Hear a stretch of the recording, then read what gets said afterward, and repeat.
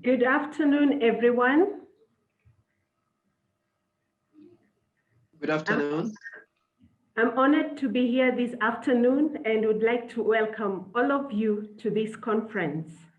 Thank you so much for joining us in this event, which marks the end of a highly relevant European and African cooperation project, Epica.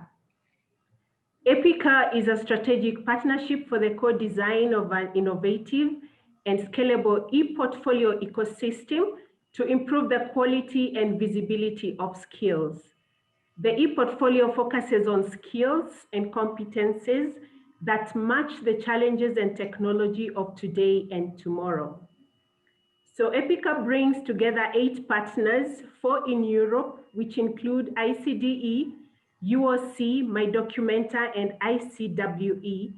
And in Africa, we have AVU, Makerere University, Maseno University, and the Open University of Tanzania.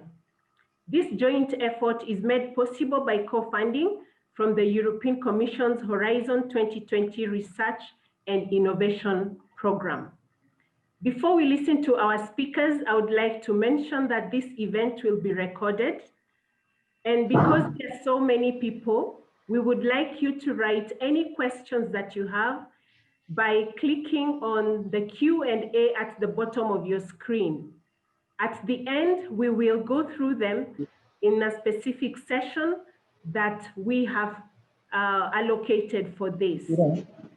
Without further ado, the first speaker for today is the Secretary General of ICDE, the International Council for Distance Education. She is an educational expert and leader with highly strategic and operative expertise in distance and flexible education, leadership, project management, teaching and training of academic staff, communication, social media, and the use of technology in teaching and learning. Prior to ICDE, she worked as Rector and Director of Development in several Norwegian organizations and as Executive Director of Flexible Education Norway. It is my pleasure now to welcome Torunn Gjelsvik. Welcome, Torunn. Thank you very much for that introduction, Felice, and good afternoon and a warm welcome to everyone. So this webinar is also the final conference of the Epica project, as Felice just mentioned, and it has been supported by the European Commission's Horizon 2020 program under the coordination of International Council for Open and Distance Education, ICDE, which I represent. Allow me just to briefly introduce our organization.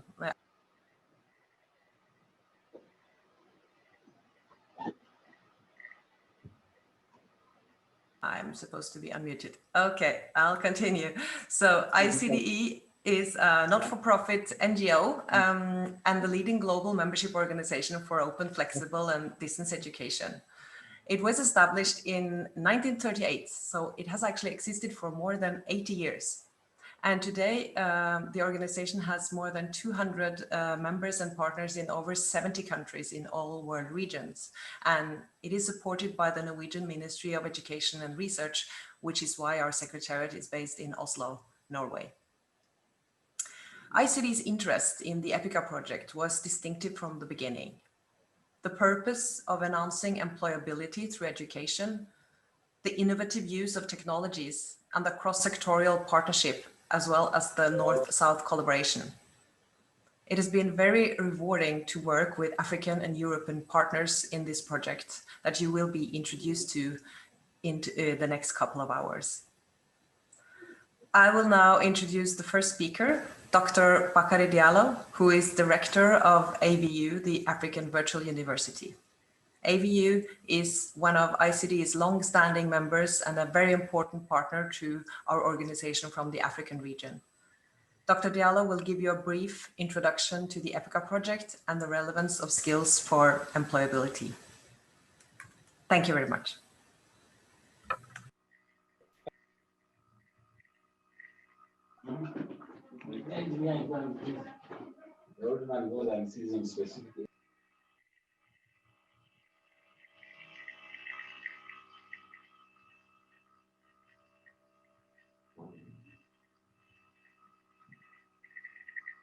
the organizers for asking me to present today about skills, the relevance of skills for employability.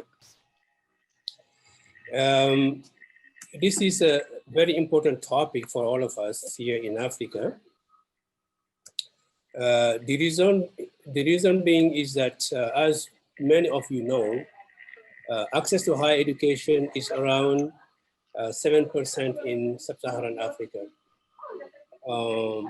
It takes about 10 to 12% of tertiary education graduates to sustain economic development. But we know that it's very critical to massify access to tertiary and continuing education because the low rate of access to higher education in Africa. So that's why it's also important to focus on skills development, which requires innovative methods. We are talking about the e-portfolio and other e-learning methods, but also prioritizing technical and vocational education, especially in Africa. Let us look at some of the skills for employability we are actually talking about. You know, when students graduate and go to college, from college, they don't necessarily have the skills that help them to integrate and be effective in at their place of work.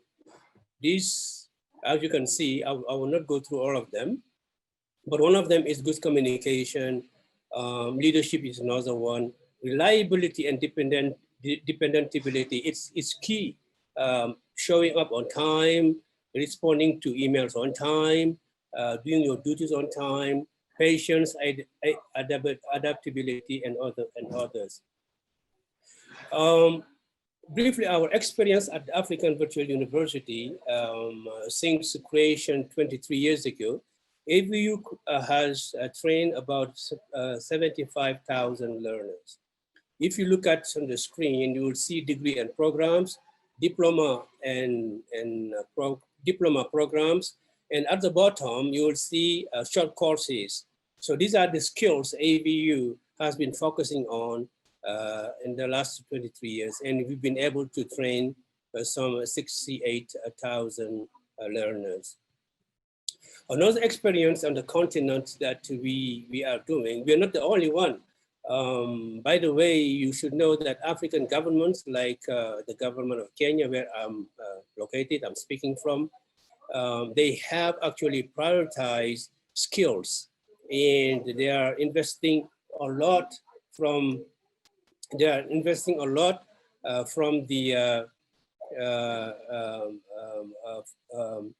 for universities and also for the technical colleges. AVU, we have asked, we have a program in Francophone Africa, where in some 12 to 13 African countries, where we are actually have a program called Skills for Employability. En français, on appelle ça les habilités pour l'employabilité. We have teamed up with the African Institute of Mathematical Sciences, AIMS. We have offered a MOOC, and we have so far 3,000. We have 3,000 enrollment. This is just to give you an example of the importance of skills for employability in Africa, but also we need to sensitize more stakeholders so that they can actually understand this phenomena. The reason being is that most African universities, actually, their training is not focused on skills, but rather on general education. I can give you, this is just a program at AVU that we have. We have an internship program. And one of these interns, if you look at on the left, this gentleman who was with us, I think, for about 6 to 7 months or so. He is now an anchor or a reporter at one of the Kenyan television network. That's underscore the importance of mentoring and interns in organizations like ABU and others. Now I'm going to introduce the project Epica, because this project is mainly focused on skills for employability. It is a strategic partnership for the co-design of an innovative and scalable e-portfolio ecosystem that would allow to improve the quality and visibility of skills.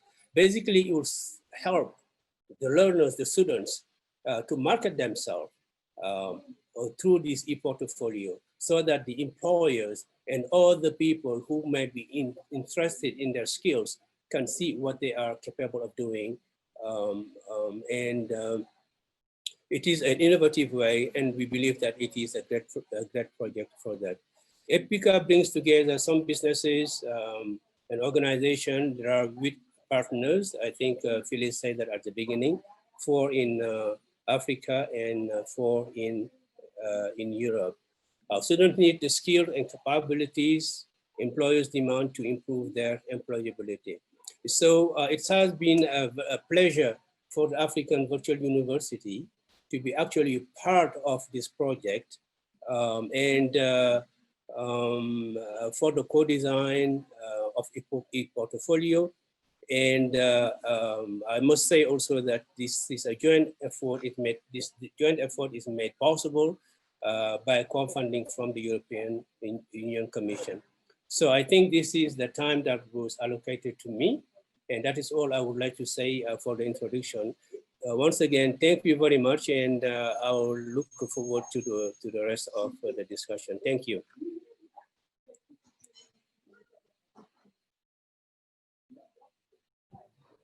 Thank you, Dr. Diallo, for that great introduction. I now take this opportunity to welcome our next speaker, who is from the University of Obata, Catalonia, UOC, to give us a presentation on the methodology to assess and make employability skills visible.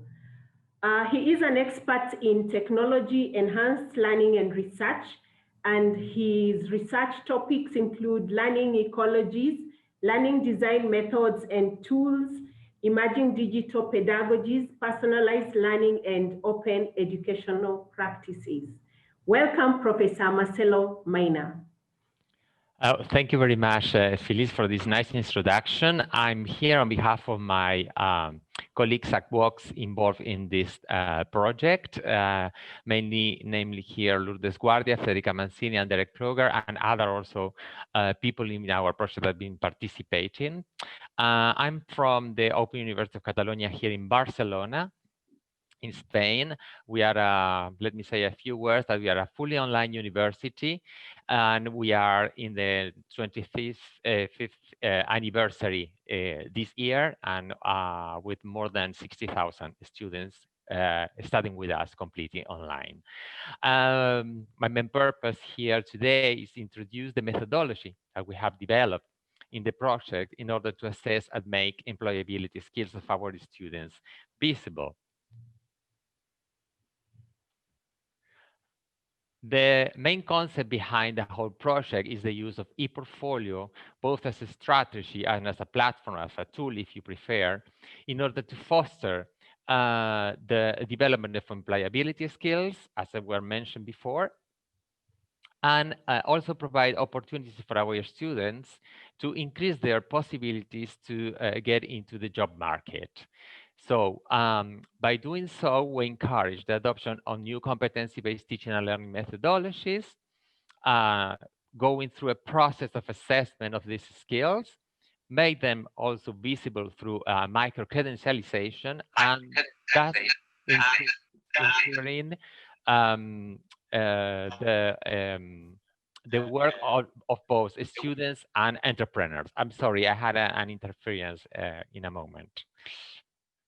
For doing this development, we've been doing extensive literature review and there's research on competency-based learning assessment, and we've been doing also on e-portfolios.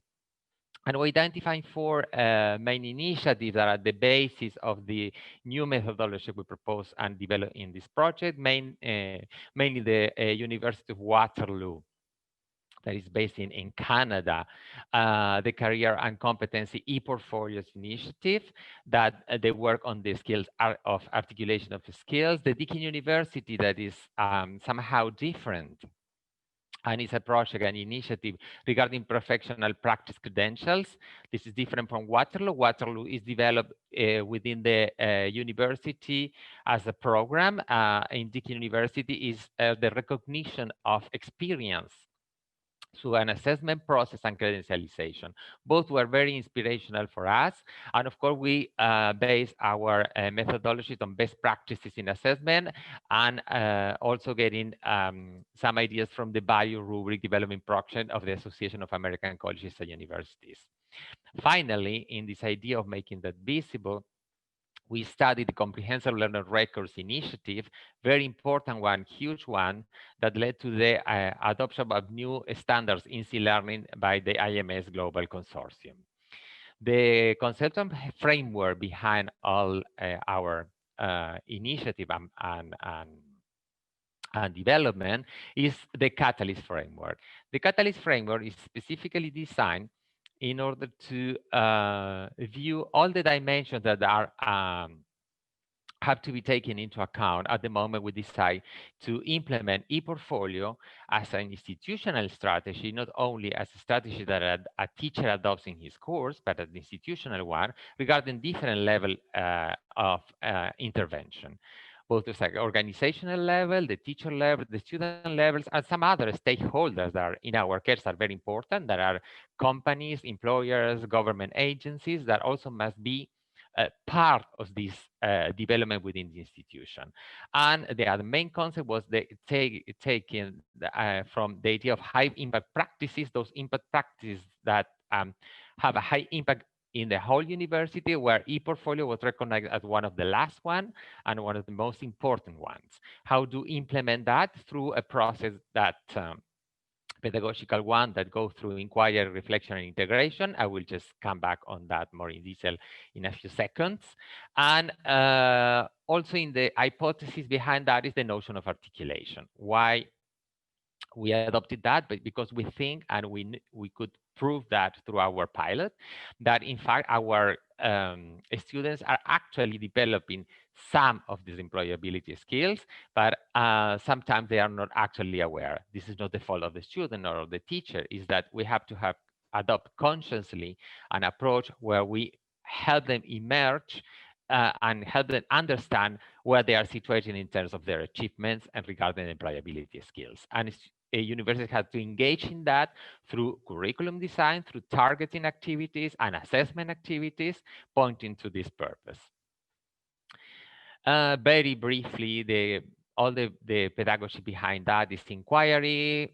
Through this personal search, students will identify situations and evidence that support claims regarding their achievements in the skills. So they will collect all these experiences. Through a deeper reflection, they will select those situations and evidence that can better prove where they are situated in terms of skills development, and the integration, that is the part that they put and focus and emphasis on rethinking all these situations inside the university as experience as a university student, but also outside them in their personal lives and their professional lives or work experience. So we, in this sense, integrate formal and informal learning into this approach, and also make a specific effort in terms of helping them on how to communicate that to different specific groups, both teachers and employers. Then our methodology is composed of two kinds of articulation. The first one is developed in the academic environment through the courses that they have been taken, and is directed toward the identification and justification of the development in employability skills to teachers, and teachers assess that. Once that achieved, we go to a second articulation And this articulation is directed toward employers. I will get more into detail in this articulation flow that very schematically represents what we have done. First of all, we start with teachers through a self-training course where that is flexible, so they can decide which kind of module they want to take regarding their previous experiences and knowledge on e-portfolio, assessment, and competency-based education. Once they have a clear idea of the whole approach, they anchor that in their context, courses, programs, realities, and they work with the students in supporting them in identifying all the situations and evidence I was talking before. The students present that through the e-portfolio platform. Those evidence, they are assessed, and then they are assessed with these rubrics that are shared between students and teachers to do this assessment transparent. And if they succeed, they gain micro-credentials per skills. After this, we go to step number 6, and then the student has to change their mind, and now adopting this social pedagogy I was mentioning before, they have to target now employers. For doing so, they have to think differently.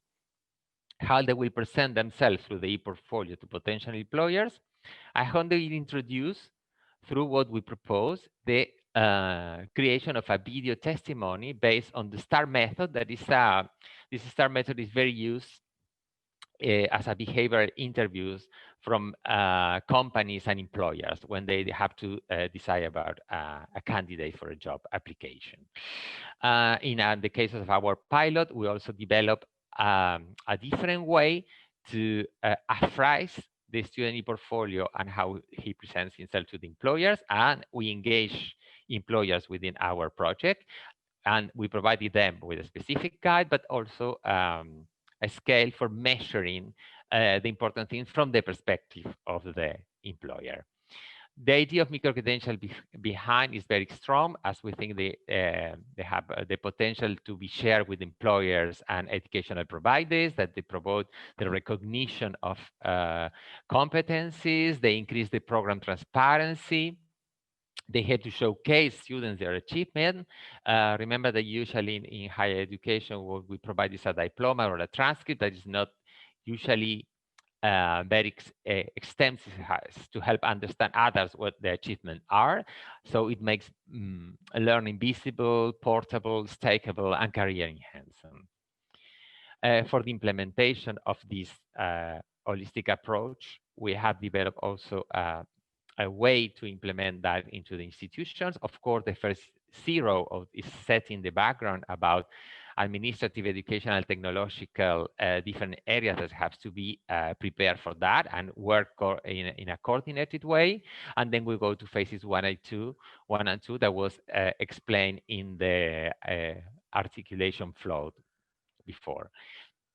As I said, they start teachers with a self-training course that is flexible, and we have created during this project a set of documents that you can access through the Epica platform, and you can use them and adapt them. This is the purpose of these guides, to be adapted to the local context characteristics.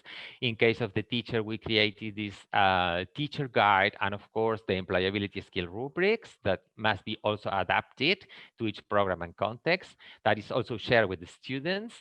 We have created a handbook that explain how to develop, showcase, and assess employability skills in higher education, both conceptually and very practically, and thinking about different approaches in the institution that can support employability skills, both at the level of the program, but also of the organization.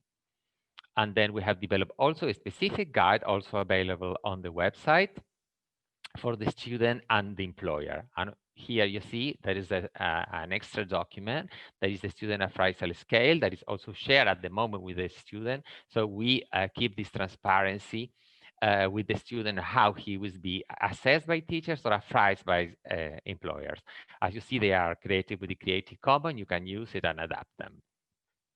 So the strength of this whole experience is the promotion of e-portfolio as a reflective, professional, and transitional tool to showcase graduate skills. When I mean transitional, we are using e-portfolios in transition, meaning e-portfolios both at the level of learning and assessment, but also with the ownership of the e-portfolio, the student can continue using it and repurpose the e-portfolio to a different public. Other strength is that it boosts the implementation of innovative method of learning and teaching and assessment. It fosters strategic collaboration among stakeholders, as I said, academics, students, senior staff at the university, but also other stakeholders outside the academy, like employers in our case, or companies. Thus linking educational institutions to the labor market. Considerations and recommendations is that the integration of a competency-based approach using this Epica e-portfolio methodology is important, and it involves different stakeholders. So without the support and coordination of this one, is more difficult to implement. So we strictly recommend this approach. Institutions should encourage then a shift of traditional pedagogical approaches to learning experience focused on employability, doing that purposely, not just as a given. Also, universities have to ensure the technological readiness and the digital competence of all the people that will be involved in that. And of course, the idea of involving also employers in curriculum design and decisions that can be taken regarding the programs. My colleagues will present right after actual experiences with the methodology. I hope they will illuminate better and give examples of this successful implementation that was taken, took part during the COVID outbreak. So imagine we've been able to be successful in this context where we experience with a blended and fully online approach of the methodology. And here my colleagues from Kenya, Uganda, and Tanzania will showcase those experiences where were involved 16 lecturers, 197 students, and 31 employers. So thank you very much, and please visit our website where you can read and download all the guides. Thank you very much. Thank you very much, Professor Marcelo Maina. May I now take this opportunity to welcome our next speaker, who will lead us in an interactive session about employability skills. Please welcome Dr. Michael Opio from Maseno University, Kenya. Welcome.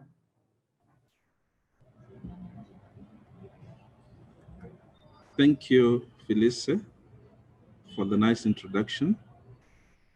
I think I'll go straight into maybe just to talk briefly about my university. Maseno University is a public university in Kenya with a population of about 40,000 undergraduate students with 3 campuses. We have face-to-face degree programs, and we also have online programs. So basically, that is just an introduction to Maseno University. Probably will, Crystal, if we can get the presentations. Thank you. So I'm going to talk about interactive, I'm going to have an interactive discussion with you on the employability skills. And I think towards the end of my presentation, we'll have a poll, which I think will be very interesting in the sense that you'll have an opportunity to also pick some of the employability skills that you feel in your regions that are in terms of priority that are better. So I think next.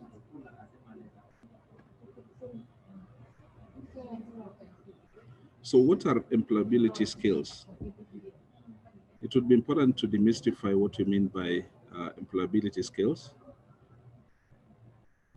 So these are personal qualities that make you employable. So we are looking at those soft skills or transferable skills that you're able to acquire in the process of learning. Now remember, we have different sets of skills. Those ones that you acquire from your online education, and then those ones that are required in the job market. So these are the skills that we are really focusing on. So employability skills are the core skills and traits needed in nearly every job. So they cut across organizations, and in most cases, they're very common to different organization setups.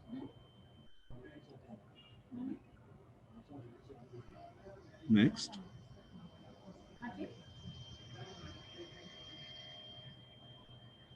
So it would be important to also note that at times they're also referred to as a job readiness skills. Why do we need these employability skills? I'm sure a number of graduates, a number of people in the job market are asking themselves, why do we need these skills? So we are saying in today's competitive job market, it's important to stand out, and employability skills can help you do that. Whereas having a good degree in relevant subjects is certainly important, but it's something that you find most graduates automatically have the papers upon graduating. So what we are focusing on is, what are some of these other skills? What are the additional skills that you possess that would make you have an edge over the other graduates? So that is why we actually in this Epica project to probably come up with those skills that would make you have an edge, mostly for our graduate students. Next.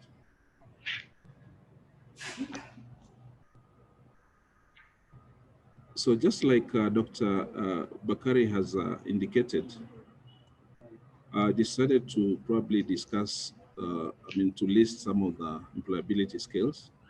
One being communication and interpersonal skills, problem solving skills, collaboration or teamwork, creative thinking or critical thinking, digital skills or technology use skills, leadership skills, self-motivation, self-assessment, and then later on we'll probably look at other generic skills such as patience, punctuality, and all these others.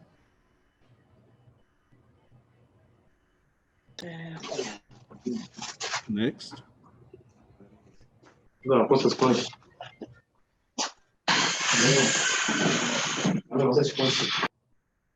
Now, it is important to, when you focus on communication skills, to probably look at why in most organizations they value this particular skill set. I looked around and came up with this definition in the context of employability skills, and it says, communication is one of the most important employability skills because it is an essential skill in almost any job. Excellent communication skills make you more employable because they can enhance your productivity, efficiency, and help prevent the waste of valuable time and resources. All employers look for job candidates with strong communication skills, okay? One who is able to convey information clearly to others in the team.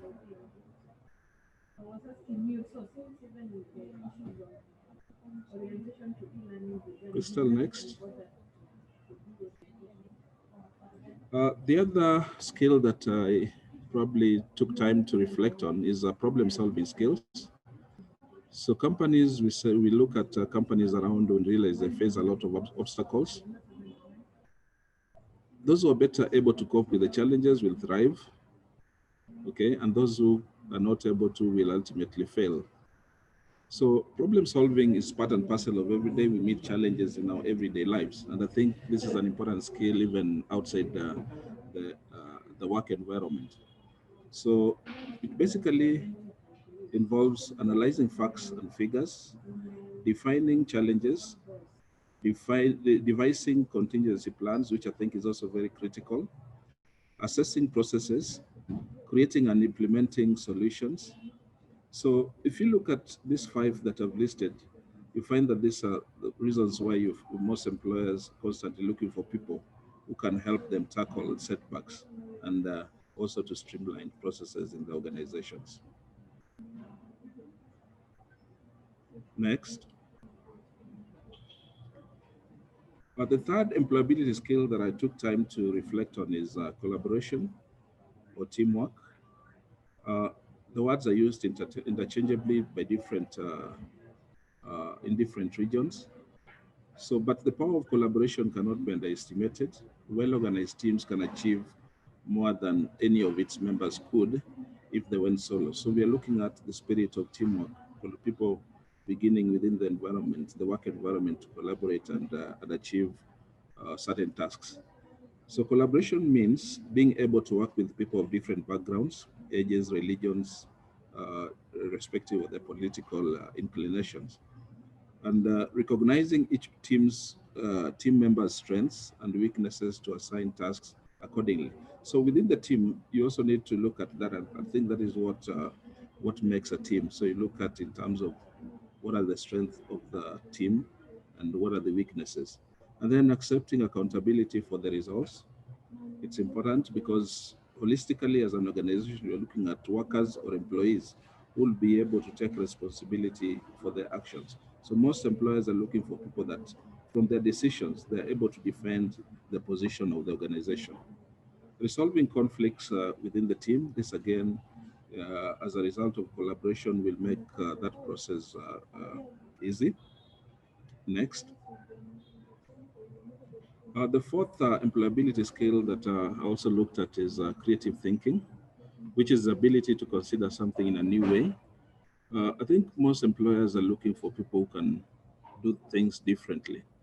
So we are breaking from the norm and be able to bring out something new, to try out new ideas, and probably try them out in the workplace. So creative thinking might also mean devising new ways of carrying out tasks, solve problems, and meet challenges. It also means bringing fresh, at times could be an unorthodox perspective to your way of thinking. But I think ultimately what is important, that I think what employers are keen on, is getting people who are able to look at a situation and then turn them around. Next. Critical thinking, this should be 5. I think could be that was a typo. Critical thinking skills allow you to understand. Now, there's a great difference between these two. The other one is new ideas, but now when you talk about critical thinking, this one now allows you to understand and address situations based on available facts and information. So you're relying on some presented data, and then you're able now to think through that data that has been presented. So usually critical thinking at work involves processing and organizing facts and data to define a problem and develop effective solutions. So for example, for those in the human resources, conflict resolution between employees, maybe you'd use critical thinking to understand the nature of the conflict and what action should be taken to be able to resolve the conflict. So then the skill of critical thinking would come into play. Next. This is also another skill, digital skills, or other people refer to it as technology use. So while most employability skills are soft skills, computer skills or IT skills, as what most people refer to them in this part of the region, are hard skills that are required in all jobs. So you find that even probably in different setups, you find even professionals. Lawyers are these days expected to probably to have some IT skills to be able to also draft their briefs. So employers want candidates who can use common programs like Microsoft Office, for example, Word and Excel and the basic Office suite. Above that, it would also be interesting because employers are also keen on, in terms of social media marketing, for example, you need also to have employees who will be able to market the organizations to the world using some of the social media channels that are available. Next. So I looked at also the other generic employability skills, but I not go deep into them because these ones can be contextualized to given organizations. We're talking about motivation and initiative, leadership, reliability, dependability, following instructions, patience, adaptability, emotional control, resilience, okay, So this, you'll realize that we refer to them as generic employability skills in the sense that they depend on generally the other main employability skills like communication, problem solving. But now it would be interesting to integrate this and be able to see how employers are looking at you, because after that process, they would be keen to see in terms of are you someone who's resilient? Are you somebody who's able to go beyond the normal working hours and be able to take extra work and stuff like that? Next. Now, in the Epica project, the African universities, that is Maseno University in Kenya, Makerere University in Uganda, and Open University of Tanzania, were given an opportunity to pick the skills, the employability skills that they prefer to pilot. And I think this was well thought out in the sense that we wanted to come up with different skills for different regions so that we'd be able to pilot the same with our students, lecturers, and also the employers in the region. So the 3 African universities picked the following 3 employability skills: 1, problem solving; 2, creative thinking; 3, communication. Now, in addition to the 3 skills, the African universities picked the following employability skills: collaboration, teamwork, self-motivation, analytical skills, and digital skills.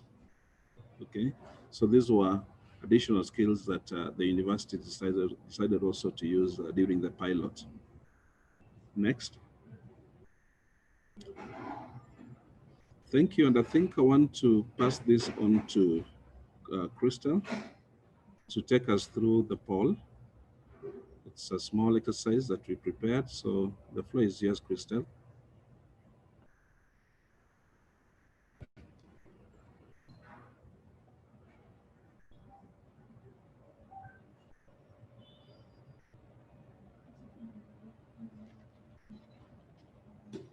Okay, I can go ahead.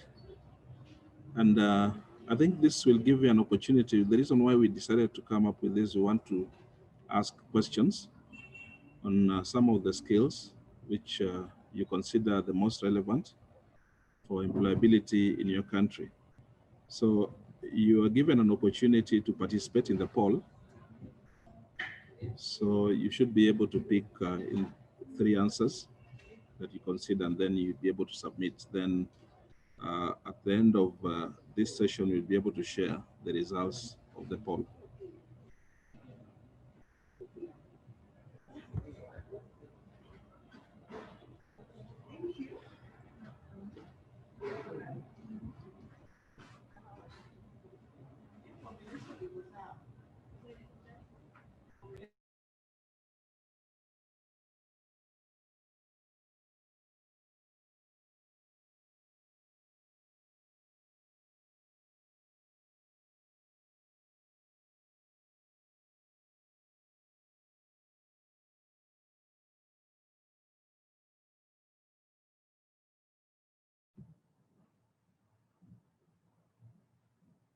Thank you, Michael. You're done with your part now, I guess.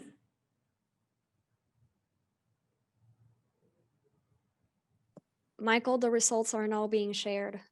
Okay. Okay.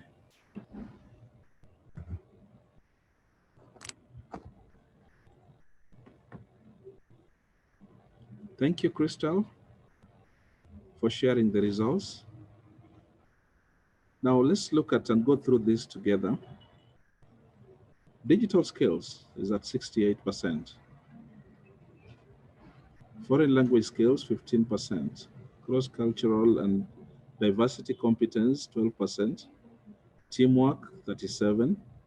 Analytical thinking, 31%. Ability to cope with change, 20%. Communication and interpersonal skills, 52%.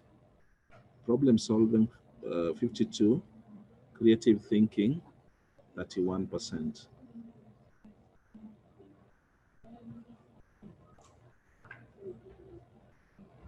Thank you, Felicia. That is what I wanted to share.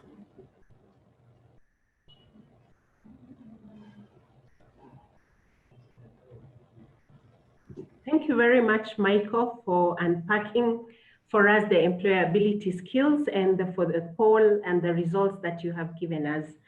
Now it's time for us to have a live demonstration, and it's going to be given to us by our representative from my documenter. I'd like to take this opportunity to welcome Mr.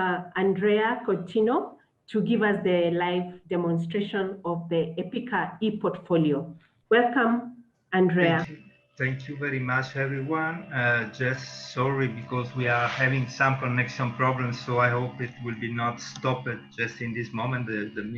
Some minutes ago we had some problems, so I think everything is correct now.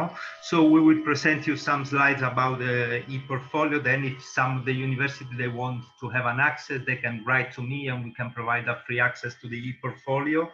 At this moment, we cannot show a live demo because it's under development. We have to finish the development by the end of December. So, but if you want to have a trial, you can send an email to Rosa or to me, to the organizer, and we can send you an access to test the portfolio. So basically, the e-portfolio is an ecosystem that aims to improve the quality and visibility of the student skills. And we have within the portfolio 4 different profiles: student, teachers, administration, and employers. The idea is to connect these 4 profiles through the e-portfolio. The most important is that the portfolio is student-centered. So all is around the students, their skills, their work, all is visible if the student work, of course, to other people. This is mean teacher if they have to evaluate, but also employer if they have to when they are looking for new people to work, so they can look at the portfolio of the students, see their skills, the work associated to every skill. That this is the most important probably in the portfolio, the opportunity to check how the students, they achieve specific skills through which works. So this is the most important concept. The other important concept is that the university, they can set up the level of skills they want to use within the portfolio. So for example, a group of university, they can decide to have the same skills, but another university can set up a different group of skills to be visualized and evaluated through the portfolio. This allows to have a university a great flexibility on using their own evaluation and assessment system. And this is one of the most important development done during the Epica project. We have a competency editing tool through which the administrators of the university, they can set up the different skills that can be used in one faculty or several faculties or through different universities. This is up to each administrator. The other part, very relevant, is the teacher part. So the portfolio must enable teachers to follow up, to make a very relevant follow-up of the students' work and create activities, and then evaluate this activity based on the system, the system of skills decided by the administrators. So the portfolio provides to teachers a set of evaluation tools, all interconnected with the skill system. So the teacher can evaluate, can provide to students formative feedback during the year, but then they can provide a final assessment based on the rubrics illustrated by Marcelo a couple of presentations before this one. And especially the portfolio allows students and teachers to communicate through a set of instruments. One is the feedback instrument. So the student, they will have always associated to their work the comments of the teacher. Of course, there is the part of the students. The most important part is the dynamic profile, where the students, they show their skills and their abilities and all the associated works. This is very important. At the end, when the student they finish the university, they will have a personal e-portfolio. They can continue to use the portfolio with a personal URL, and they can choose which works they want to show to employers, so they can send their URL, their portfolio to employer, selecting the works that they want to use for to present themselves.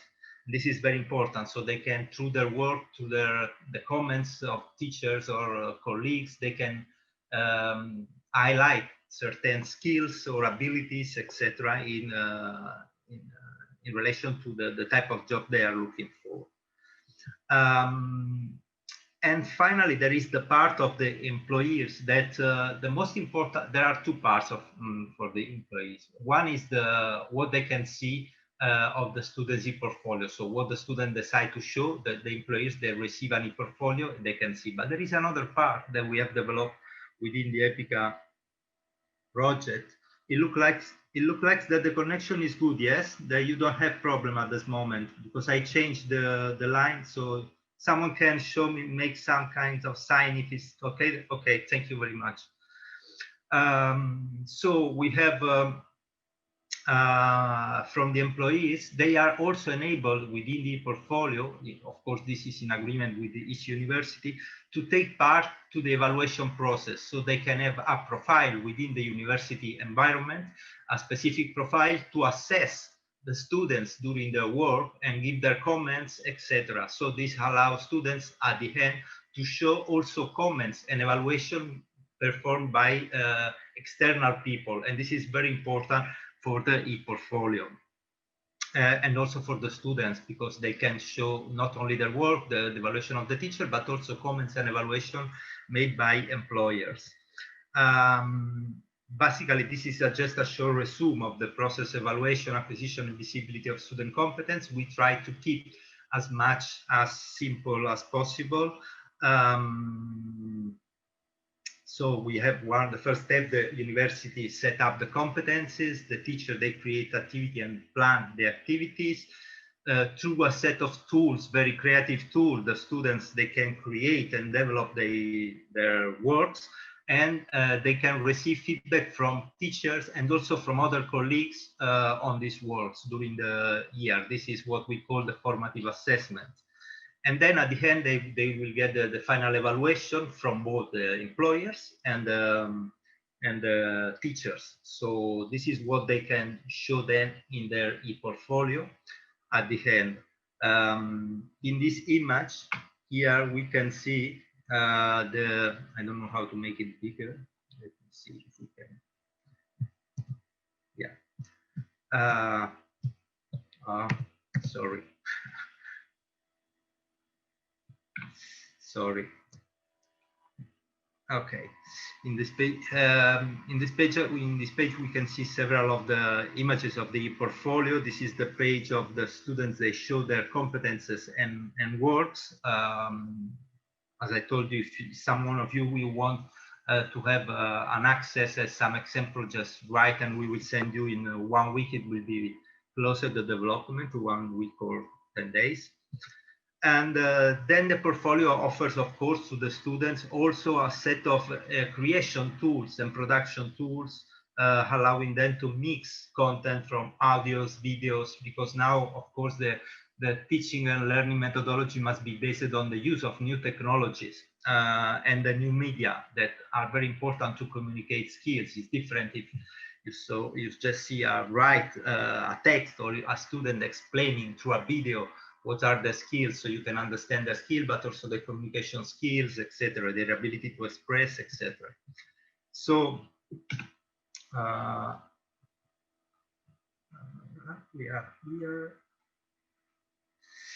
Of course, as I told you, there are also a set of communication tools, messenger between teacher and students, a tool that we call private inquiry, that is a private feedback tools with all the permission controlled of visibility, etc. And then this is also important, what we have developed during the Epica project is the connection with other platforms. So the portfolio can be used in connection with Moodle or other platform used by university through the SSO systems or other connection that we have provided. I hope through this we can have we gave just short view of the portfolio. As I told you, is the database is we are finishing, so it's someone of you want to have the access again, just write to me or to the organizers of the conferences, and they can put you in touch with us, and we provide a free access to the portfolio for the test and also for some kind of personalized session of training, etc. So thank you very much for your time and your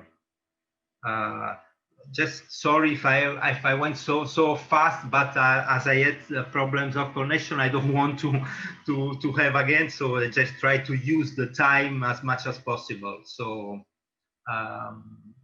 thank you very much for your time. Thank you so much, Andrea, for a wonderful presentation.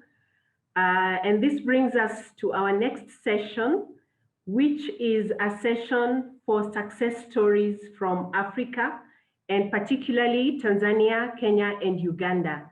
I take this opportunity to welcome Paul Muyenda from Makerere University to take us through the session. Welcome, Paul. Thank you so much, Phyllis, and all the participants in this Epica final conference.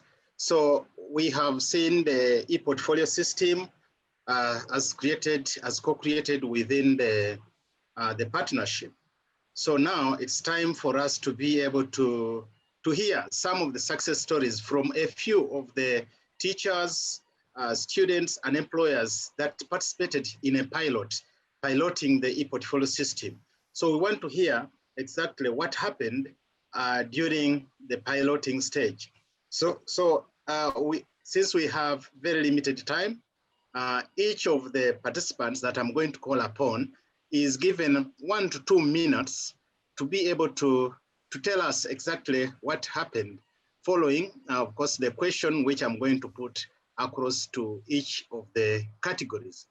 Now, first, we shall start with the teachers that participated in the pilot in setting activities within the e-portfolio system for their students. So we shall have Alexander Ndibalema from Tanzania, we shall have Caroline Olo from Kenya, and we shall have Richard Kajumbla from Uganda. Now we are going to start with Alexander Ndibalema. And the question you are all going to respond to is, how has this Epica e-portfolio system helped innovate your teaching practices in your universities? How has this experience helped innovate your teaching practices? Alexander Ndibalema, are you there from Tanzania? Yes, Paul, I'm there. Okay. Thank you very much for the question. In fact, Epica has really equipped me with knowledge and the skills to identify the relevant competencies for the students to acquire so as to widen their chances to be employable. The gained skills will be applied in designing curriculum that will focus on a competence-based approach to prepare students suit in the employment market and the need of the society to practically solving their problems. I can say with this Epica, I'm able to evaluate the students on the taught knowledge and skills and the behavior as they are put into evidence practice. So far, there is a gap. There have been a gap between the employers and the academic institutions, but now I see Epica has just made it very simple so that the gap is no longer there. Thank you very much. Thank you so much, Alexander Ndibalema from Tanzania. And now next we shall go to Caroline Olo from Kenya, Maseno University. And still the same question to you, Caroline. How has this Epica experience helped you innovate your teaching practices at Maseno University? Okay, thank you Caroline. so much, Paul. Yeah, thank you so much, Paul. For Maseno University, I would say that Epica came at the time that we needed it most, when the COVID-19 pandemic had just struck. So we were required to quickly and fully embrace the online teaching that Maseno University had already developed. So with my teaching experience in Epica, I was able to effectively and efficiently deliver then and now. How have I managed to do this? Have managed to do this in 2 ways. First, through Epica, have been able to incorporate learning by doing amongst my students. That is experiential learning. 2, I have developed student-centered assessment to evaluate my learners, where learners are required to reflect on their performance. That is what they did right after doing their work, what they feel that they should change, and how they feel they should improve on their future performance. And for all this, I really appreciate the Epica project. Thank you so much, Paul. Yeah, thank you so much, Caroline. And then we go to Richard Kajumbula from my university, Makerere University. The same question is applied to you. How has this experience helped innovate your teaching practice? Richard. Thank you so much, Paul. Great to colleagues, ladies and gentlemen. In three broad aspects, I would say Epica has changed the way my practice. In module design, for example, we have now started incorporating articulation of skills in module design, then competence-based facilitation, focusing on the competences other than the notes that learners use, now focus on the competence itself. So, and then it goes to assessment. There's authentic assessment. You assess based on the competence and the practical applicability and how that skill will apply in the field. And also, you allow learners to produce evidence and articulate that skill as they present assignments. And so the whole process of Epica then therefore introduced what we call the transformative pedagogy, which now in Makerere University we have adopted, and probably imaginal learning. Now they can imagine how they can work in the field as they do assignments, even inviting employers to work with us in module design, facilitation, and assessment is a new thing that has improved my facilitation. Thank you, Paul. Well, thank you so much, Richard. And that brings us to a close of the success stories from the teachers. Now, we also want to hear from the students themselves, the students that participated in the e-portfolio system or methodology of learning. So again, we shall have 3 students, and these are picked from each of the participating universities. We shall start once again with Kenya, and we shall go to Mr. John Gitae. Tell us about, with this experience, do you feel better prepared for seeking employment opportunities?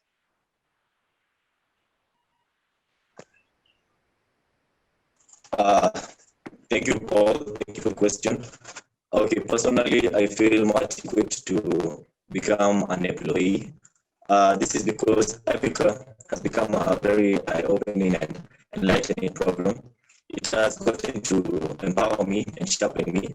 It has done this through sharpening my technological aspect in terms of education. For the students, it has enhanced the pace of learning and has served as a communication and marketing tool. 2, it has helped create awareness and development of skills and attributes through its tasking activities.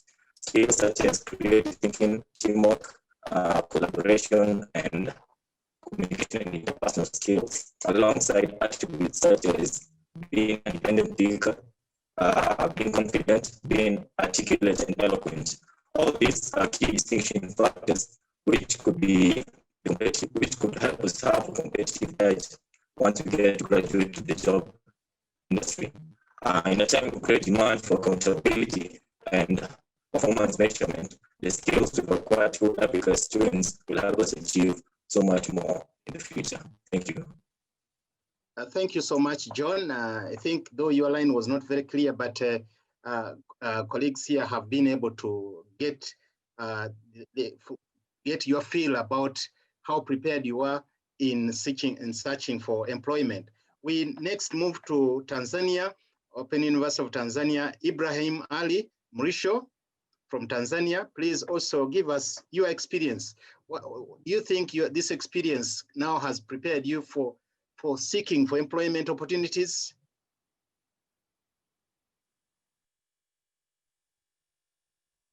Ibrahim Ali? Okay, if Ibrahim Ali is not very prepared, we can go to Uganda and we ask the same question. After this experience, do you feel better prepared for seeking for employment opportunities? Patience Natukunda from Makerere University.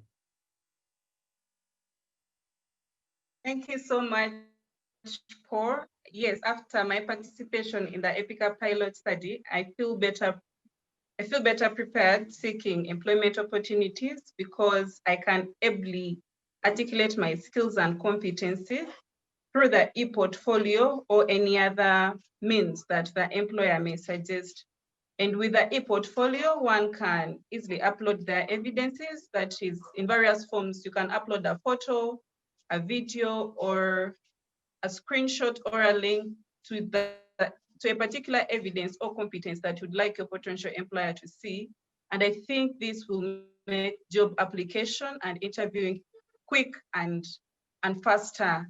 And since the world is a global village, I think it will enhance employment opportunities to various parts of the world. And I can confidently say that I'm now a better person due to my participation in the Epica pilot study. And using the STAR method, I can confidently sit for an interview or interact with my potential employer. And I think this is one program that all universities should partake to help the students and become better employees in future. Thank you very much, Paul. Thank you so much, Patience from Makerere University. Is Ibrahim Ali back, or we move on to the next category of success stories? Our next category of success stories, as you've heard, we as universities should work hand in hand with employers in trying to design curriculum because these are the ones that are going to consume our products. So we also have stories from the employers who were able to participate in some of the employers who participated in the pilot.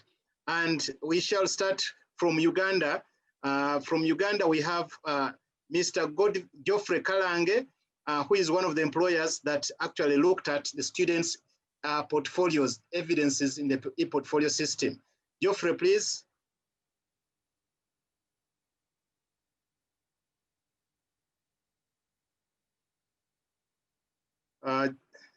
As we wait for Geoffrey, as Geoffrey prepares, can we have Eunice Ndomondo from Tanzania? Geoffrey, you are muted, please. Unmute. Yes. Hi, everyone. Hello. Yes, please. Yeah, go ahead. This is Kalange Geoffrey. Yeah, I participated in the pilot on behalf of Lapis Investments Limited. We were sent login credentials from my documenter, the username and the password, to evaluate students. We were asked to evaluate students for the skills which were piloted, and the skills were problem solving, communication skills, interpersonal skills, and teamwork skills. Those are the skills we evaluated. We successfully evaluated, I successfully evaluated all the students which requested me to evaluate them on behalf of my company. And we based on the STAR method. STAR method, the first one is the situation where a student describes the situation or an event where he or she participated in that activity, the task, the goal, which we are looking at the goal, what were they aiming at? Then the actions they took to address that particular situation, then the results. What did that particular person do to achieve the situation is describing, so that we can really see that this person achieved the employability skill, either communication skills, problem solving, interpersonal skills, or teamwork skills. Now, there was a question which was asked, do you think that Epica approach helped you to better identify your prospective candidates? I can confidently say yes. The approach helped us. It simplified for us. Actually, when you view the evidences in the e-portfolio for the students, they clearly elaborate and explain themselves, because there are links which they put to see exactly that this person was involved in that particular event. So I can say that this system is so good, which we can all as employers adopt, because it is a backup on the CV which someone presents to you, so that you can really see that the person acquired this particular skill. Thank you. Thank you so much. I think that's all. Thank you so much, I Geoffrey Kalange from, you said Lapis Investments Limited from Uganda. And we shall ask the same questions. Do you think that the Epica tool helped you to better identify prospective candidates? We are now asking Eunice Ndomondo from Tanzania. Eunice, are you there? I'm here, Paul. Yeah, good. Thank you very much for this opportunity. What I would like to say, a part of good things that the earlier presenters have presented, and what my fellow Kalenga said, I've participated in making an evaluation of some of the candidates from Open University of Tanzania. And what I have to say about its potential of the e-portfolio in identifying employability skills, I can say yes. What I can say is that the e-portfolio is an easier, quick, and efficient platform for identifying the knowledge, skills, even the attitudes that prospective employees possess. And it is more efficient than other means which have been used earlier, for example, interviews, where you call for candidates who have never seen their skills, their competencies, or their abilities. But with the e-portfolio, you first identify or see the potentials that you are seeking for from your prospective employers. Then you're able to screen and be able to select or choose candidates whom you think that they suit the nature of your employment. So I think it's also saved time and money compared to other means which have been used before, such as interviews. So I recommend for e-portfolio platform. Thank you so much, Eunice, for that elaborate elaboration of the e-portfolio advantages. The same question will go to Frederick Angenda from Kenya. And this question is, do you think that the Epica tool helped you to better identify prospective candidates? Frederick from Kenya. Frederick Agenda. I think Frederick Agenda is not there, but we can clearly see, members, that these success stories told all the way from the teachers, the students, and the employers are pointing towards visualization of skills. They are pointing at actually the creation of the skills using a competence-based approach to teaching, and then the visualization of skills using the e-portfolio system. So many of our students, for example, in my university, have attested to the fact that they have been able to sit for interviews and pointed their prospective employers to their e-portfolio systems, and they have quickly been able to be identified by the employers for employment. And this may not only be for employers, but also for creating their own employment, because we're talking about employability. So the e-portfolio system now can be able to be used. We are going to scale it up so that it can take in many lecturers, many students, many employers can be able to take it up so that it can be able to help in identification of better skills and in the creation of skills. Thank you so much, Phyllis. I hand back the microphone to you. Phyllis. Thank you very much, Paul, and thank you for that great presentation. And as we are listening to you, we have learned quite a lot from what the students, the teachers, and the employers have gained.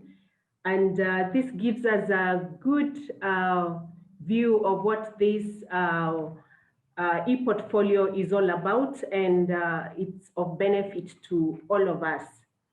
At this juncture, I would like now to invite our next speaker, who will be Edefons. Edefons comes to us from the Open University of Tanzania, and he is going to tell us of the advantages and benefits of using the Epica e-portfolio. Please join me in welcoming Edefons, Dr. Edefons Mfuka, to take the floor. Welcome. So thank you very much, Feris. And so my presentation, as you have indicated, is about Epica e-portfolio benefits. And I'm coming from Open University of Tanzania, as you have indicated.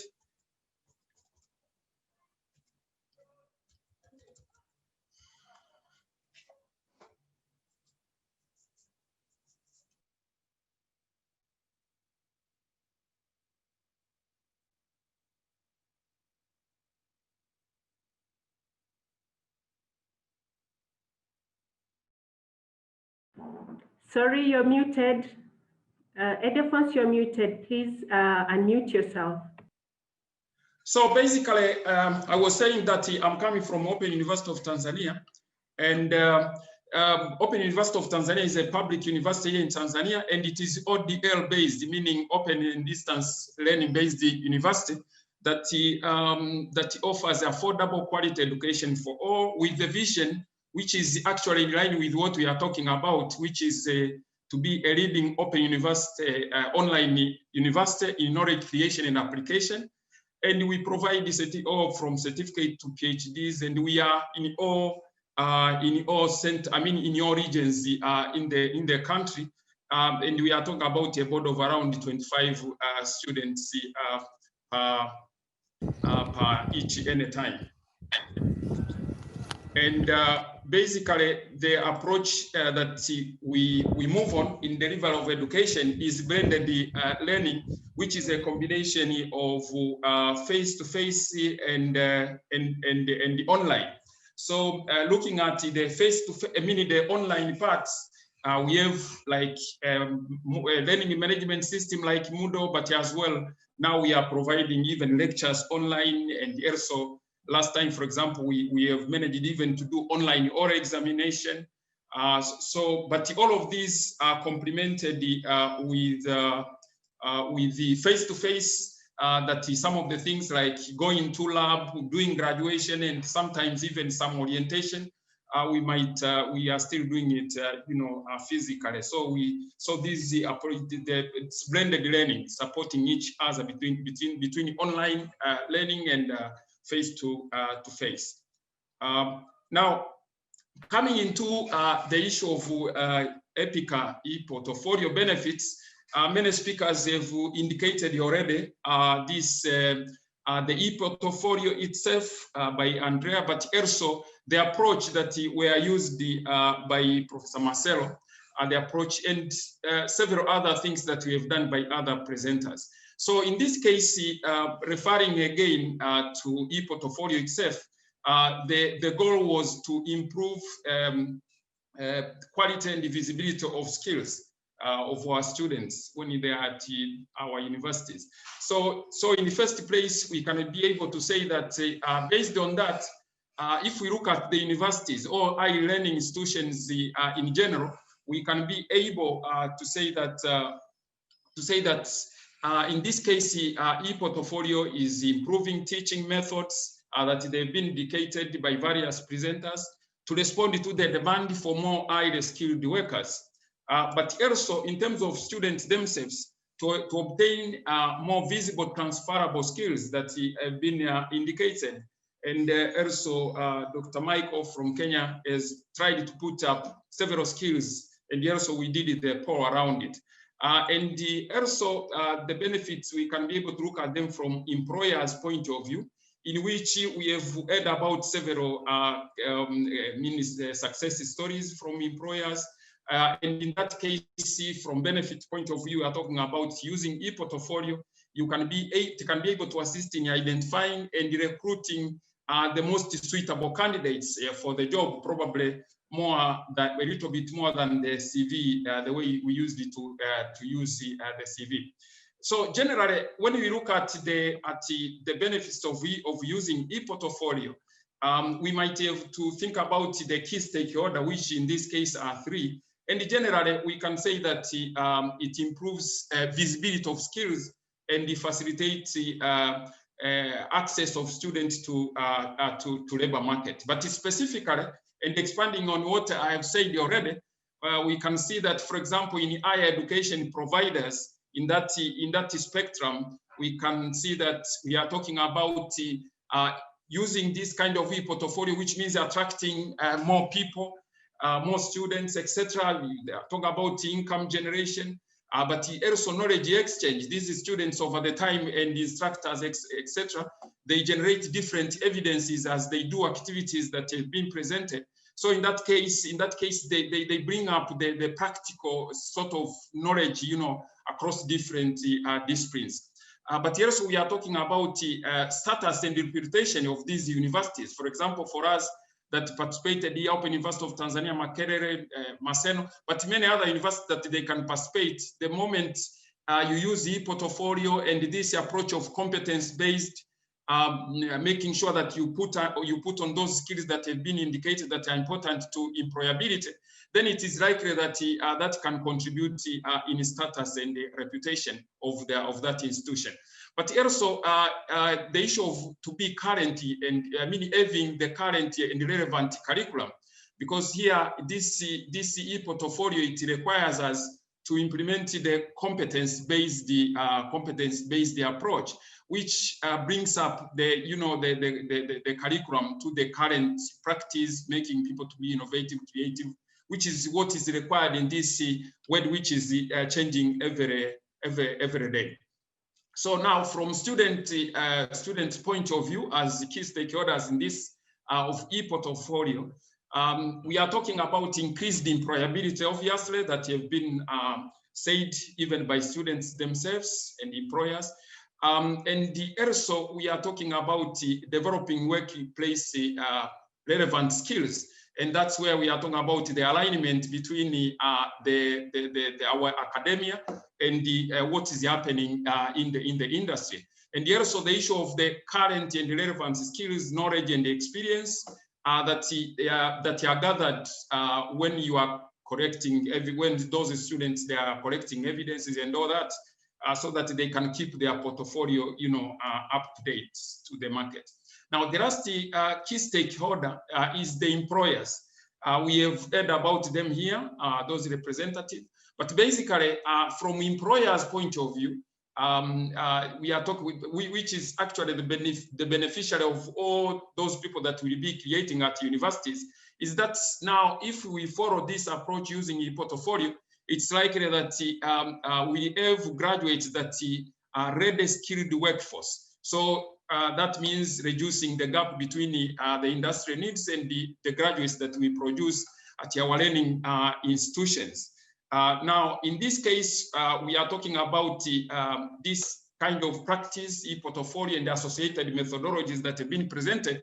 It provides employers a body of evidence of graduates on what they have indicated and they can be able to do, which is a little bit more explanatory than, there is the CVs that, they used to use before. But also, and we have heard some of employers are talking about this, but also to help employers to get the professional feel of a person by offering in-depth understanding of that applicants, of different experience that has been doing, over the maybe 3-4 years when he was doing his degree. And finally, the issue of, in this way, e-portfolios of e-portfolio can help the employers to be more efficient and also save time and money in the recruitment process, but also once you have recruited, there is those issue of adopting that specific person that has been hired, so that it can be up to the performance that is required, whereby those kind of people who are prepared in this way, they are likely they are likely to be more efficient, and therefore the employer to be able to save time and money, which is very important to our employers today. So basically, those are just the benefits, as in terms of highlighting the benefit of e-portfolio that we can see all of us are enjoying if we implement this approach of e-portfolio and associated pedagogical methodologies. Thank you very much for listening. Thank you very much, Dr. Edefons, for that wonderful presentation. We have now come to the session of just a short recap on what we have had today. And then we will do some questions and answer session. Now, when we started the program, we had an introduction of what the e-portfolio is. And after that, we have been given the relevance of skills for employability and an introduction to Epica. We then came to the methodology that is used to assess and make the employability skills visible, after which we had an interactive session on employability skills. We even were given a detailed presentation on what these employability skills are. After that, we had a demonstration from Andrea on the Epica e-portfolio, and I'm sure this opened our eyes and we were able to understand what exactly it is. We also had success stories from Tanzania, Uganda, and Kenya. And I hope that the experiences from the teachers, the students, and the employers have been able to give us an in-depth appreciation of the Epica e-portfolio. Lastly, we've been given the advantages and the benefits of using the e-portfolio. And I hope wherever you are, you're convinced about this e-portfolio, and you will be asking us more about it so that you can implement it at your institutions. Other than that, we do have some questions that have come in from the audience, and I'd like to take this opportunity for us to look at these questions. I have a team of panelists who are going to assist in answering the questions that have been asked by the participants of today. Now, the questions that we have today, I will be reading the question and asking one of the panelists who, for whom the question is relevant to give us the answer. So the first question will be for Michael, and it is from Aravindaram, and he asks, what inputs have been made into this rubric by African employers and universities so we know this takes into account our context and is relevant? So Michael, over to you. Thank you, Phyllis. I seem to have had some internet challenge. Maybe you could come up with the question again. Sorry. Okay, the question is, what inputs have been made into this rubric by African employers and universities so we know this takes into account our context and is relevant? Thank you, Phyllis. I've got your question now. Just to respond to the question, the co-designing process brought the 3 African countries, the 3 African universities. So the whole idea of co-designing was to be able to understand the context, the African context, to be able to take part in the development of the e-portfolio ecosystem. So for me, the input is there for the from the African countries in the design, and we are looking at a product at the end of the project period, a product that is customized and contextualized to the African market. So I think that should address the concerns of the individual. I don't know whether that sufficiently answers him.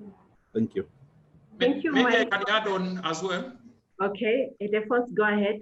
Yeah, maybe to add on what Dr. Michael has indicated is that we, at the beginning of this 3 years project, which as Michael indicated, it was a co-designing project, we had, at the very beginning, we had what we call open day workshops, meaning open day stakeholders workshop.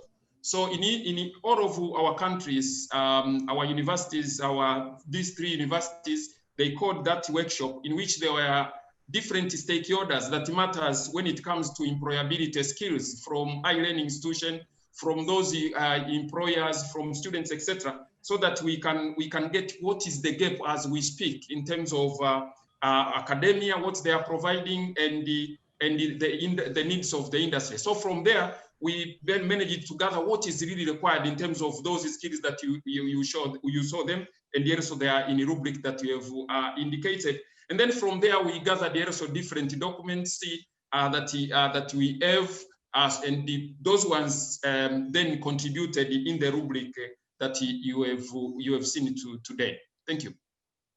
Thank you very much, Ildefonso. I have more questions for you, Michael, and I'll read all the questions and then you can answer. The first one is, all initiatives are garnered towards employability. All initiatives garnered towards employability seem to be at university level. There is a lot of expectation from universities to do everything in time, within the time they have. But a start should be made earlier at secondary level itself. And are there any such efforts that you're thinking about? The next question is, can you expand further on the results of piloting the skills from students, employers, and universities in Africa? So Michael, you can answer first, and then any other panelists from the local universities can join in the answers.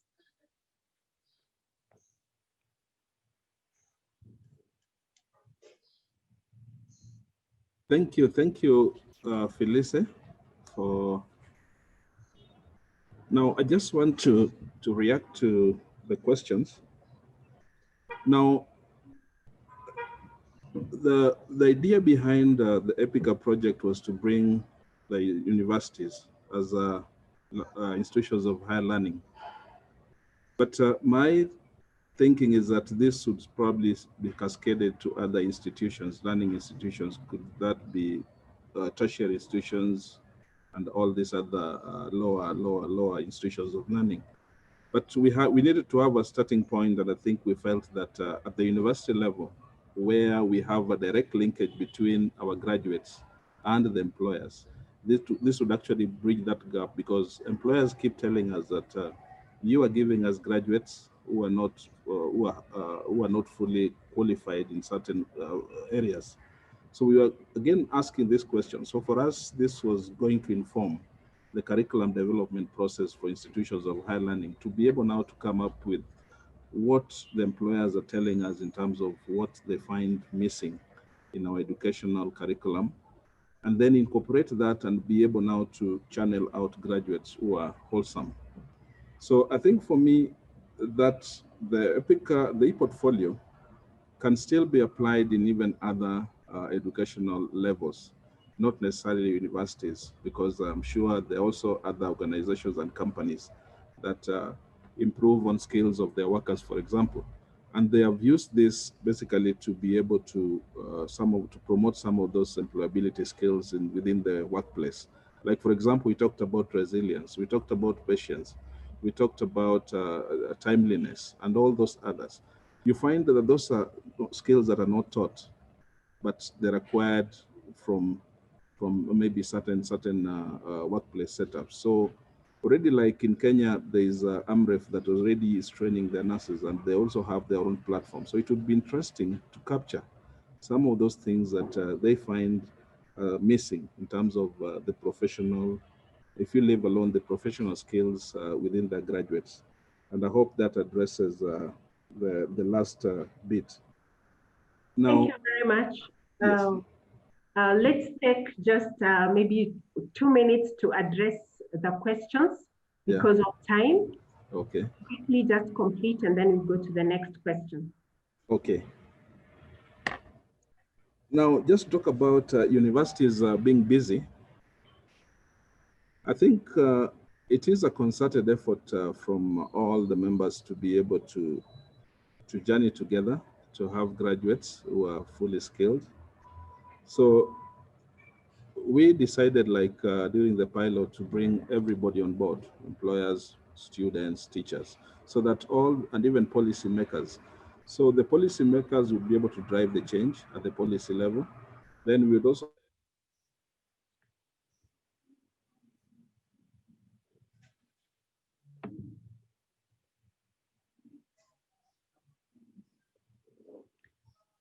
Sorry, Michael, we can't hear you. It seems that Michael may be having a connectivity issue. So kindly request, read the next question. And can I have some additions, please? Sorry? If at all I can add something. Okay, very quickly. You have a minute. Yeah, I'm just commenting on the question. Sorry, you lost me. Okay. I think expanding this e-portfolio to other level is very important, and it is quite possible. Because, for example, in Tanzania, we already have competence-based curriculum at all levels. So it is just a matter of following the procedures we follow during the pilot, and then we can apply them to the lower levels, for example, diplomas and certificates. And this is very practical, for example, in vocational colleges. It's very easy to show evidences and also market themselves to the employers. So I think this Epica program or project is applicable in all the levels of education. Thank you very much. Thank you. Thank you, Dr. Casey. I think we'll proceed to the next question. And the next question is for EDEFONS. And this is the question: is the project Epica available in all African countries? Can we participate in training programs for Epica? How can other universities join Epica? Is there any future plans to extend the program to other countries? So EDEFONS, kindly answer those. You have a minute. Thank you. Okay. Thank you very much for that great question. So yes, as we have indicated there, the Open University of Tanzania, Makerere University, and the Maseno University co-designed, participated in this project, co-designed this e-portfolio, and we are ready to take up this into implementing fully into our universities. But also this Epica, let us say after this, from next year, it can also be implemented. Any university or any learning institution can be able to request for this kind of system to be used by that university. So so basically, you are all welcome to, if you are interested, to be able to do so. And probably we request Rosa or someone behind to put the website of this project of Epica, so that the participants, they can be able to see more about the e-portfolio and the project, but also they can be able to follow what will be the next steps in terms of the contacts when it comes to when you require to use this e-portfolio, etc., etc. So you are all welcome actually to be able to use this e-portfolio with the sort of conditions that will be attached with the use of that e-portfolio. Thank you. Thank you very much, Edephons. The next question is for Paul, and I'll read all the questions and then I'll give you your 1 minute to answer. How do you get faculty buy-in? Many academics strongly resist the notion that a university is there to directly shape students for employment. They also resent any addition to their workload as they are already balancing teaching, research, community engagement, and administration. How can higher education be integrated? How higher education can integrate employability skills and offer along with other courses? Are those employability skills listed refer to soft skills? Do you think digital skills, technology skills are more of technical skills than soft skills? Paul, over to you. You have a minute. Thank you.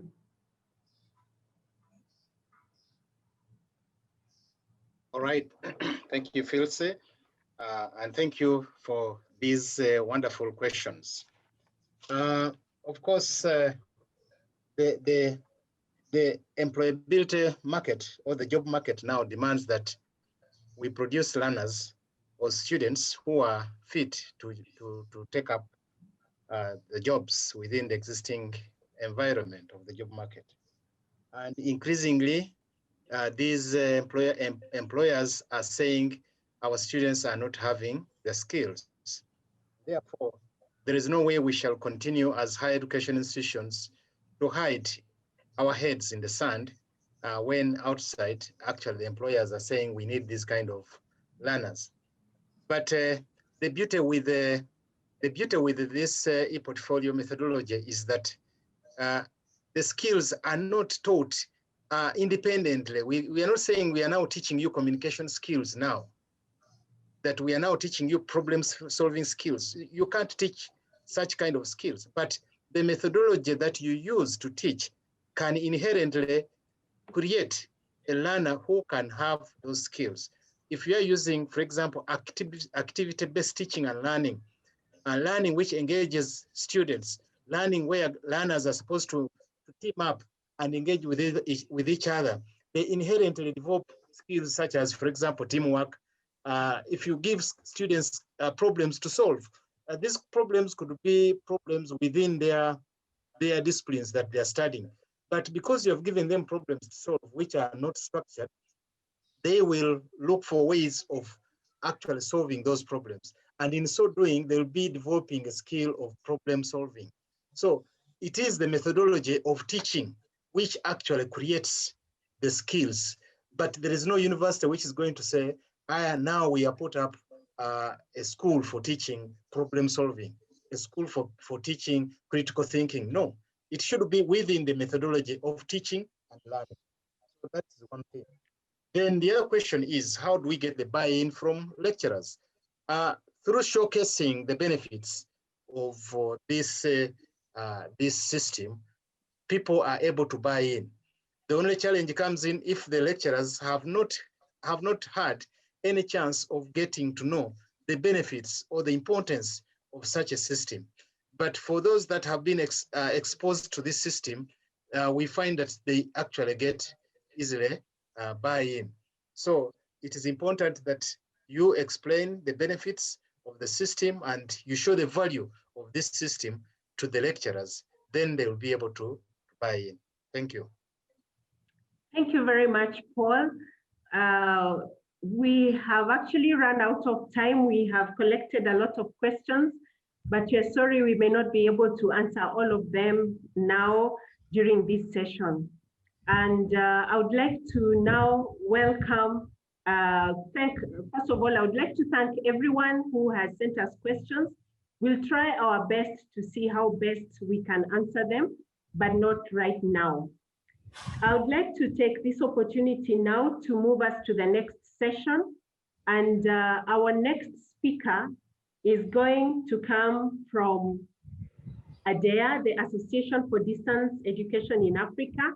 He is the Secretary General. He is a very highly experienced person in technical and vocational skills development and ICTs, and this is at continental level. He's a senior advisor for Digital Opportunity Trust, which is led by the Rwandan Ministry of IT and Communication and the World Economic Forum.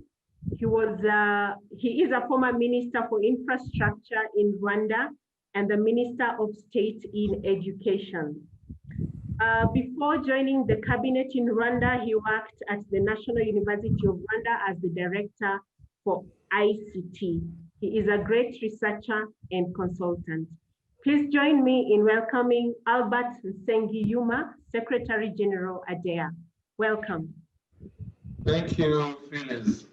Thank you, colleagues. I'm so glad that I managed to participate to this important event of Epica, the e-portfolio. I can see colleagues, former colleagues here, the faces. You see the technology is helping us to continue following different activities and communicating. So that's really already a good innovation, despite the COVID-19 pandemic.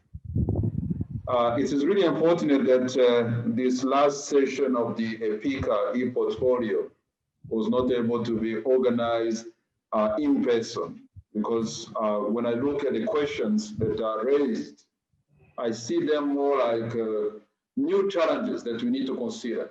Because maybe much as e-portfolio has shown a number of possibilities to connect what I call demand and supply of skills. I think there are still more questions. E-portfolio will not address all of them.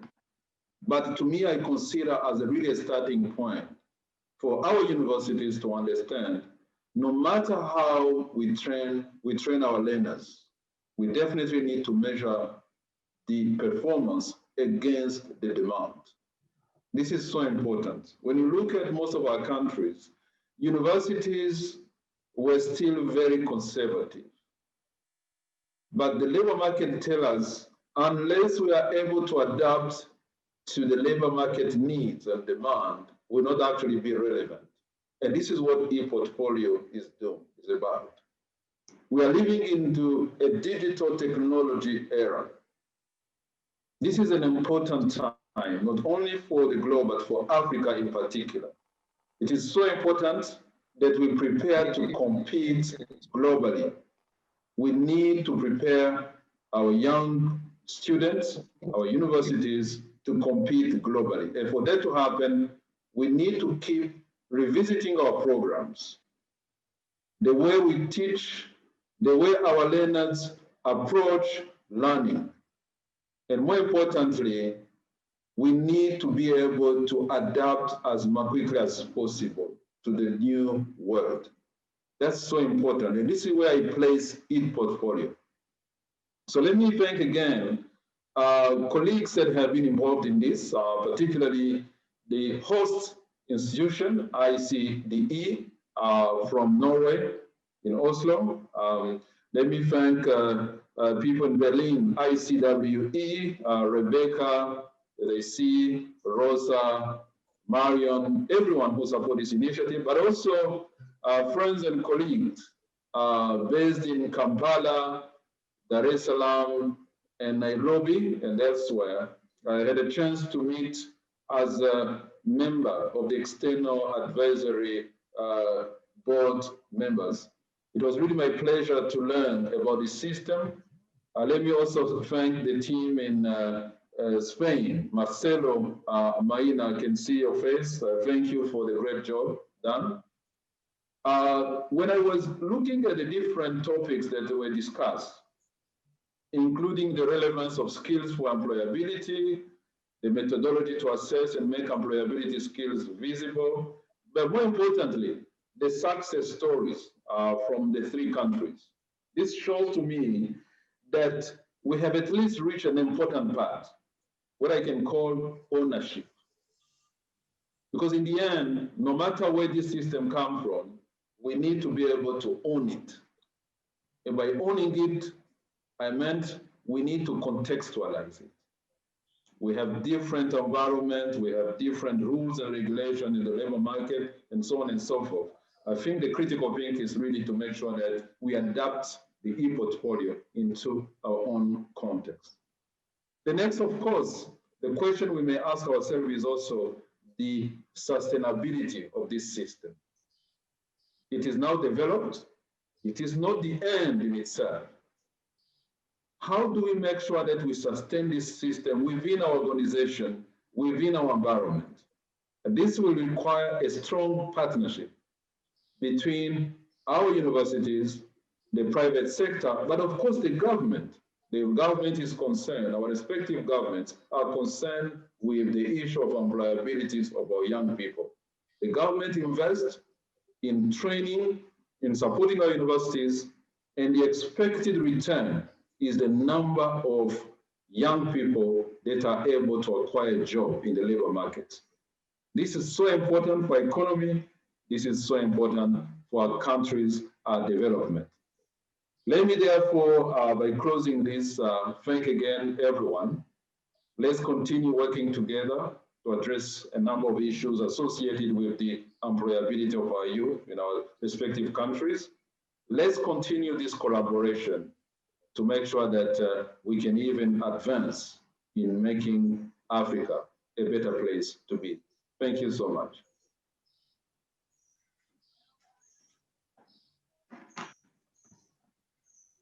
Thank you so much, Mr. Albert Nsengimana, for that wonderful recap and conclusion of the meeting. And this brings us to the end of our meeting. I thank everyone for joining in this meeting and for participating. All the panelists, thank you very much.